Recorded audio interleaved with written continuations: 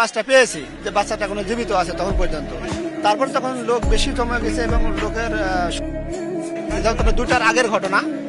এখন তো বাজে আপনার এখন বাজে 6:30।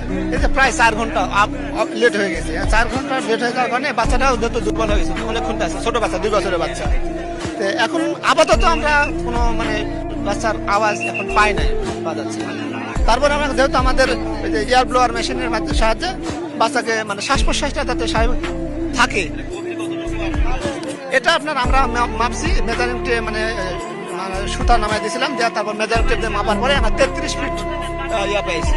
33 ফিট পর্যন্ত আমাদের সুতাটা নামছে, মানে 33 ফিট গভীর আর কি, এটা আমরা পেয়েছি। এখন এটা হচ্ছে আপনার যখন এরা বোরিং করে তারা কিন্তু অনেক বেশি বোরিং করে।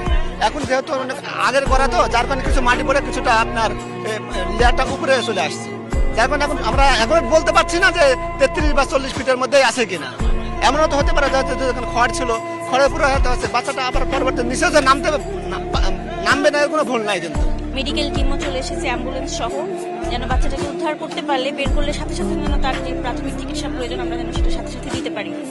এখন সবাই দোয়া করেন যেন আল্লাহ বাচ্চাটাকে সুস্থ রাখে, সর্বোচ্চ চেষ্টা আছে। ফায়ার সার্ভিস বলছিল যে যদি এরকম হতো যে মৃত ব্যক্তি, তাহলে তারা অনেক আগেই উদ্ধার করে ফেলতে পারতো।